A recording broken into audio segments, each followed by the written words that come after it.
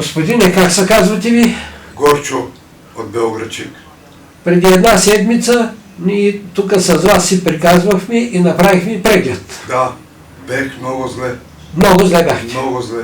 По колко дни не ходихте по голяма нужда? От 20 до 30 дена. Не сте ходили по 20-30 дена по Да. голяма нужда. Сега от една седмица си хода всека сутрин.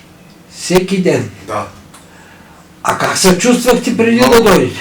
Много зле. Бех по болници, къде ли не, по Плевен, по Враца, по Монтана, по нашия край. Просто съм бил много зле. Сега съм много добре. Почвам да си едем, вода си пием, хода си по голема нужда, няма да ме боли стомаха. Силна енергия има. Да, Работи си. работим си даже. Значи се чувствате добре. Много добре. Билките помогна. Много са ми помогнали тия билки. И си ги продължавам да си ги пия. Добре. А сега доведам се още 3 души. Още 3 души ги доведох от Белоградчик. Така. Това е момчето, което беше с астма. Да. Господине, как се казвате? Богдан се казва град Белоградчик. Казахте, че имате астма и сте с помпичка. Да, Аз обещах, че астмата ще излекуваме. да. Направихме едни процедури, но аз преди това ви казах, поемете си въздух. Колко въздух поемахте в началото? Много. В началото беше малко. Да, малко.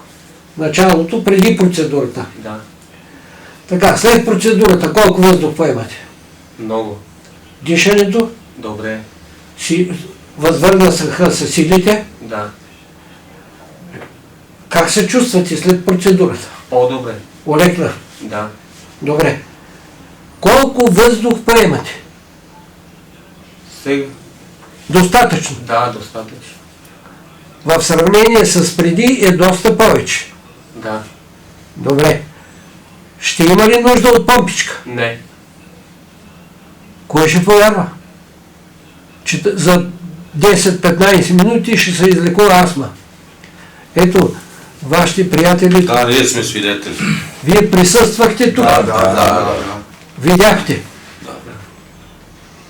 Който се нуждае да идва да опита и ще повярва и той. Много ви благодаря за записа. Ще го пускам на хората да видят, че това се лекува. Да, бе. Живе здрав, доктор, да сте. Живи и здрави и вие.